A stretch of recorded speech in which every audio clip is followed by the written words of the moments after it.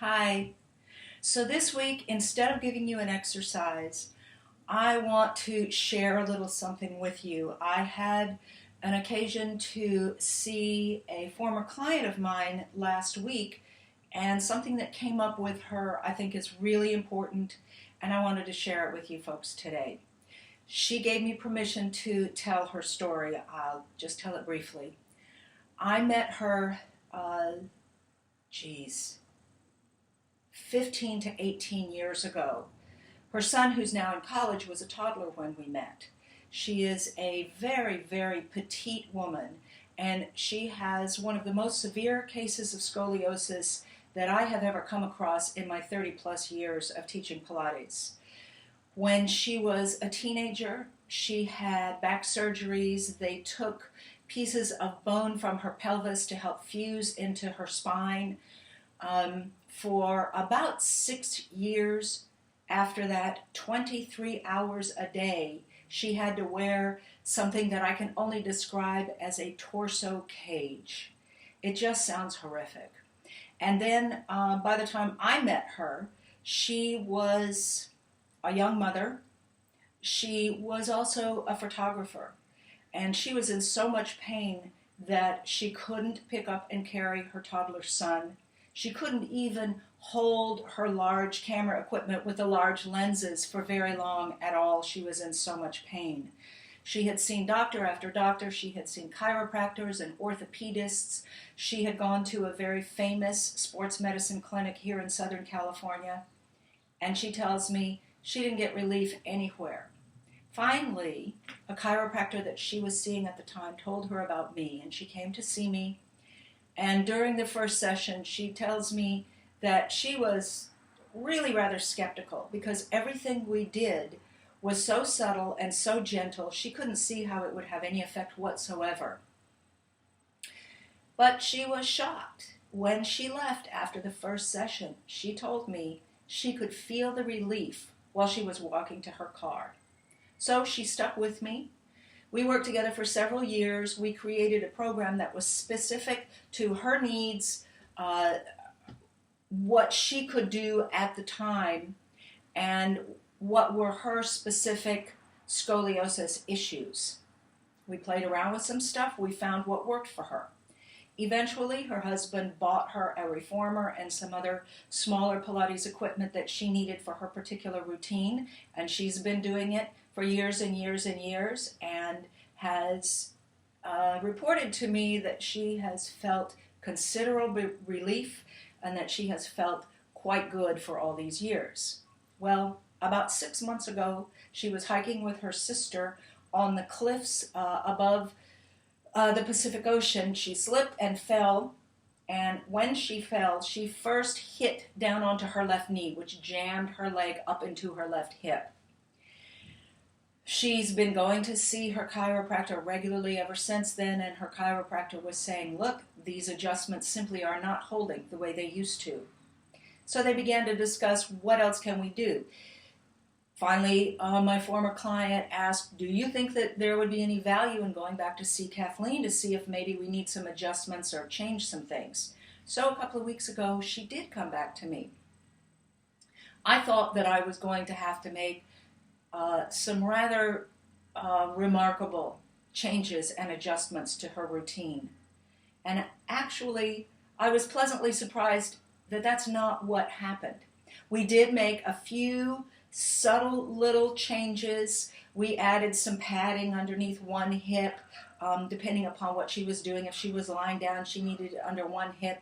If she was seated, she needed a little padding under another hip. And we made those adjustments, and they were helpful. The main thing that I discovered was that she had slipped into what every single one of us are susceptible to. She had slipped into her old, familiar, bad habits. I know, I do it myself. It really helps to have somebody else's eye on you to catch those problems. So what I noticed was some of her old habits were she had fallen back into what I call gripping and clenching, as opposed to doing the movements in a reaching fashion. And I'm talking in particular about her abdominals. She would do an exercise, she would do one repetition, and I would see in a very subtle way her abdominals were really kind of holding tight in the middle, almost like making a fist. She would do it, she'd say, "Oh, that causes me pain." I would stop her. I'd get her to connect back in with her abdominals. I'd get her connect back in with the transverse, reaching across from hip to hip, pulling the pubic bone up, all the stuff that I'm talking about here. And she would do it. A moment later, the very same exercise, no pain. That happened again and again and again. She had 2 sessions with me, and she has since texted me and said that she had a period of walking for several hours at a craft fair or something, and she did feel some pain in her back again. When she got home, she laid down, she did the sort of meditative stuff that I told her to do. She did a few of the exercises in the way that we had talked about. Sure enough, it alleviated her pain. So I thought that story was important enough to skip showing you an exercise this week and tell you that story. Go back through the videos that I've already produced here. Redo those exercises. Try it. Make sure that you are really, really focused every single repetition. As I told my client, I think it's much more beneficial if you've got limited time. Let's say you're supposed to do 10 repetitions of every exercise. Don't do that if you don't have enough time to do it mindfully. Do 5 repetitions, really, really focused, really, really mindfully, and that will benefit you so much more than doing your supposed to number of reps, but your brain is sort of elsewhere and you're busy thinking about your to-do list or whatever else you have to do or who you were mad at and who cut you off in traffic. None of that stuff matters. I would suggest that you go back to the first playlist of videos that I produced here talking about the various different parts of the body.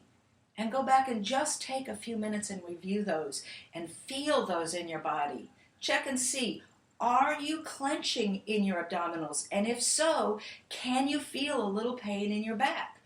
Are you feeling the subtle sort of widening of your transverse abdominals and therefore feeling a little tiny bit of relief and a little tiny bit of opening up in your low back? Are you gripping in your hip flexors? Are you holding and tightening up your shoulders? Or are you gently allowing your shoulder blades to slide down in that V and gently allowing the crown of your head to reach up in opposite direction? More and more and more that I do this work over the years, working with more clients, I continue to be absolutely convinced that certainly in Pilates exercises, and I think in most other forms of exercise, doing it in a way that reaches your muscles is way more beneficial than gripping and clenching. I'm going to leave you with 2 final thoughts. Actually, I'd like for you to try something by way of sort of getting a sense of what I'm talking about. Make a fist. Clench your fist as tightly as you possibly can, and now try to move your fingers while you're still clenching a fist. Can't do it very well, can you? All right, shake your hand out. Now, reach your fingers out. Here, I'll put it in front of my chest so you can see better. Reach your fingers out and stretch your fingers. In dance, we call this jazz hands. You can feel, just without moving your fingers, there's a lot of energy. Now try and move your fingers. You can do it. You can feel the resistance. It's still going on. And the longer you do it, you might begin to feel some work in the muscles up in your forearm as well as in your hand and palm. That's the difference that I'm talking about. You'll get a lot of work in your muscles if you just reach as opposed to clench. The final thought. How many of you remember the wonderful actor and dancer Patrick Swayze? For about a year in my young adult life, his mother, Patsy Swayze, was a dance teacher of mine. I remember her saying something that I heard him say years later in an interview, I think with Barbara Walters. He quoted his mom as saying, "A longer muscle is a stronger muscle." It's been true in my experience in my own body and working with clients in 30 plus years. Think about it. Play with it in your own body. Be very, very mindful. Notice every little nuance and every little subtlety. That's where you will find the profound effect and the profound changes. It's all in the subtlety. Until next week, that's it. If you got any comments, if you got any questions, please post them below. I'd love to hear from you. Thanks. Bye.